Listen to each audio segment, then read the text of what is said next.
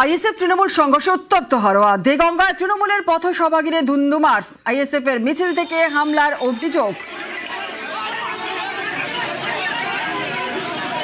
দেগঙ্গায় তৃণমূলের পথসভা ঘিরে ধুন্ধুমার। আইএসএফ তৃণমূল সংঘর্ষ উত্তপ্ত হারোয়া। ঠিক কি ঘটেছিল বিস্তারিত জানবো, আমাদের সঙ্গে রয়েছেন আমাদের প্রতিনিধি জিয়াউল। ঠিক কি ঘটেছিল? দেখো, হাড়োয়া বিধানসভার হামাদামা এলাকায় সেখানে যখন তৃণমূলের একটি পথসভা চলছিল, সেই পাশ দিয়ে যাচ্ছিল তৃণমূল আইএসএফ এর একটি মিছিল, এবং যেটা অভিযোগ যে আইএসএফ এর মিছিল যখন যায় সেই সময় তাদের উপরে হামলা হয়, অর্থাৎ তৃণমূলের থেকে সেখানে উস্কানিমূলক কোনো কথা বলা হয় এবং মিছিল লক্ষ্য করে ইট পাটকেল ছোড়া হয়। এবং এই ঘটনায় নওশাদ সিদ্দিকী সহ বেশ কয়েকজন কর্মী কিন্তু গুরুতর জখম হয়। পাল্টা তারা এই পথসভা, যে তৃণমূলের পথসভা চলছিল সেই পথসভায় হামলা করা হয় চেয়ার, টেবিল এবং এই মঞ্চ ভেঙে দেওয়া হয়, এমনটা অভিযোগ। ফলে দফায় দফায় সংঘর্ষ হয়। এই ঘটনা এখনো পর্যন্ত উভয় পক্ষের প্রায় 10 থেকে 15 জন গুরুতর জখম হয়, এবং এই জখম ব্যক্তিদেরকে নিয়েই অর্থাৎ হামাদামা বাজারে, অর্থাৎ হাড়োয়া বেড়াতে বড় হামাদামা বাজারে সেখানে রাস্তা অবরোধ করে টায়ার জেলে বিক্ষোভ জায়গায় তার একটাই দাবি, যতক্ষণ না পর্যন্ত অভিযুক্তদেরকে আটক করা হবে, গ্রেপ্তার করা হবে, ততক্ষণ তারা অবরোধ চালিয়ে যাবে। প্রায় ঘন্টা দুয়েক অবরোধ চলার পর ঘটনাস্থলে যায় পুলিশ সুপার সহ বিশাল পুলিশ বাহিনী সেখানে, এবং সেখানে গিয়ে তাদেরকে বারংবার বোঝানো হয়, কিন্তু তারা তাদেরকে অনড় থাকে। তারপরে পুলিশ হালকা মৃদু লাঠিচার্জ করে সেখান থেকে সরিয়ে দেয়। কিন্তু যেভাবে দফায় দফায় এই মিছিল এবং পথসভাকে কেন্দ্র করে দফায় দফায় সংঘর্ষ শুরু হয়, ফলে এলাকায় যথেষ্ট উত্তেজনা পরিবেশ তৈরি হয়। তারপরে এলাকায় যথেষ্ট এখনো পর্যন্ত প্রায় বেশ কয়েকজনকে আটক করা হয়েছে, ফলে যথেষ্ট উত্তেজনা ছড়ায় এই হামাদামা বাজারকে কেন্দ্র করে। কিছু দুষ্কৃতী হামাদামায় ওরা ভাইজানের ওই র্যালির ওপরে অ্যাটাক করে। ভাইজানের গাড়ি বেরিয়ে যাওয়ার পরপরই এই কৃষ্ণ, সাবুদ্দিন, সিন্টু, তারপরে এই সাধন, এদের পরিকল্পনায় এই সবগুলো হয়েছে। আমাদের দুটো ছেলেকে এখনও খুঁজে পাওয়া যাচ্ছে না। আর ওরা কিছু ছেলেদের এমন মার মেরেছে, এমনকি খুনও পর্যন্ত মেরেছে। দুষ্কৃতীগুলো এইসব কাজগুলো করেছে, তাদের চিহ্ন করে ইমিডিয়েটলি যদি না তোলে আমরা কিন্তু আবার এই রাস্তায় আসতে বাধ্য হব। পথসভা চলছিল, চলাকালীন হাড়োয়ার দিক থেকে একটা বিশাল র্যালি আসে, আইএসএফ সিপিএম যৌথ একটা র্যালি গাড়ি করে আসে। নওশাদ সিদ্দিকী মিছিলে ছিলেন। মিছিল থেকে অকথ্য ভাষায় তৃণমূলকে গালাগালি, মমতা বন্দ্যোপাধ্যায়, অভিষেক বন্দ্যোপাধ্যায়কে গালাগালি, আমাদের ছেলেদের উপরে ঝাঁপিয়ে পড়ে মারধর করে, চেয়ার ভাঙচুর করে। আমাদের সেই তাণ্ডব ভাবা যায় না। আসছি পরবর্তী খবরে। ভবানীপুরে যুযুদান চক্রবেরিয়ায় সভা না করে মঞ্চ ছাড়েন মমতা। প্রায় 500 মিটার দূরেই বিজেপির সভা, আর মমতার মঞ্চের কাছেই মাইকে বিজেপির ভাষণ। প্রচারে বাধা দেওয়ার অভিযোগ তৃণমূল নেত্রীর। আইনি ব্যবস্থার হুঁশিয়ারি দিয়ে মঞ্চ ছাড়েন মমতা। সামনে চিৎকার করছে যাতে আমি মিটিংটা করতে না পারি। মা ভাই বোনেরা আমায় ক্ষমা করবেন, আমি আপনাদের সবার কাছে ক্ষমা চেয়ে নিচ্ছি। আমি কালকে এখানে র্যালি করে দেবো। আমি এই অসভ্যতামিটা করতে পারবো না। এটা খুব ইনসাল্টিং, এটা খুব হিউমিলিয়েশন।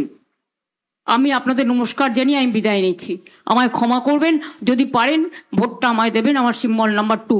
বাট এর প্রতিবাদে আপনাদের কিন্তু ভোটটা দিতে হবে। আমাকে মিটিং করতে পর্যন্ত দিচ্ছে না। আমাকে মিটিং করতে আমি পারমিশন নিয়েছি অফিসিয়ালি, তাও। আর তৃণমূল নেত্রী মঞ্চ ছাড়তে উত্তেজনা। তৃণমূল বিজেপির মধ্যে তুমুল স্লোগান। পরিস্থিতি সামাল দেয় বিশাল পুলিশ বাহিনী।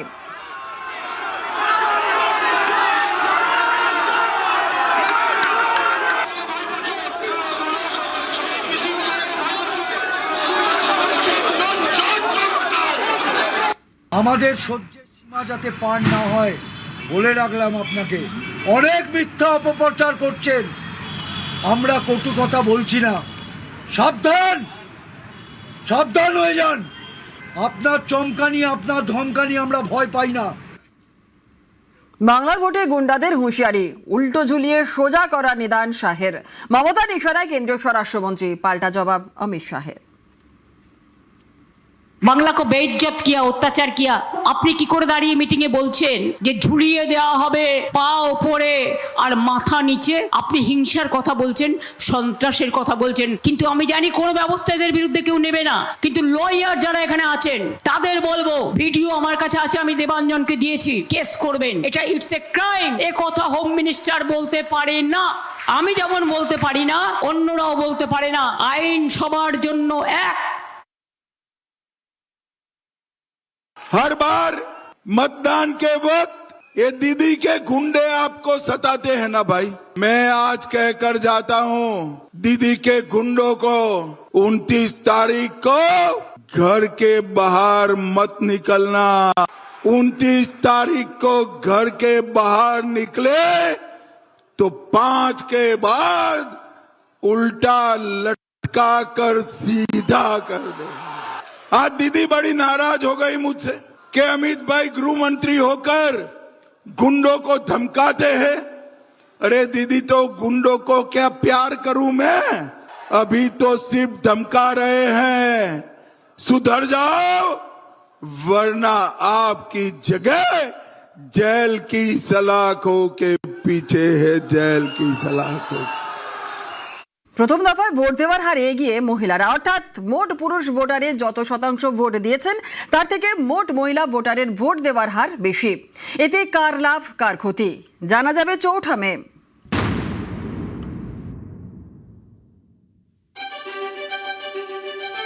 23 এপ্রিল বাংলার 16 জেলায় 152 আসনে প্রথম দফার ভোট হয়। এই দফায় রেকর্ড হারে ভোট পড়েছে।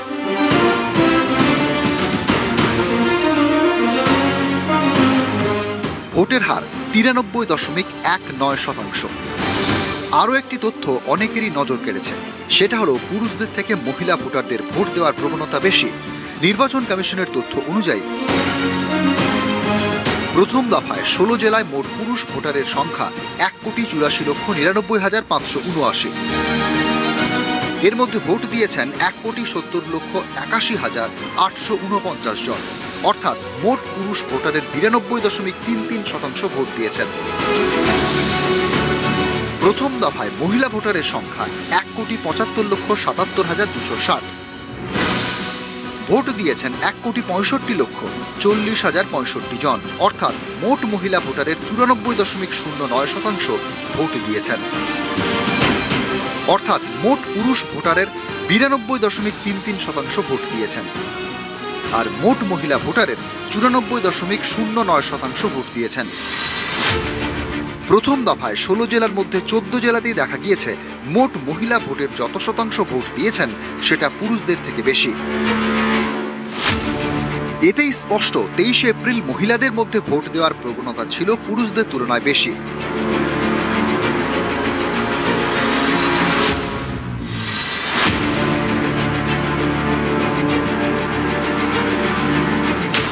গত বেশ কয়েকটি ভোটে দেখা গিয়েছে মহিলারা ঢেলে ভোট দেন তৃণমূলকে। 21-এর ভোট থেকে ঘাসফুলকে ডিভিডেন্ড দিচ্ছে লক্ষ্মীর ভান্ডার। পাল্টা এবার বিজেপির প্রতিশ্রুতি অন্নপূর্ণা ভান্ডার।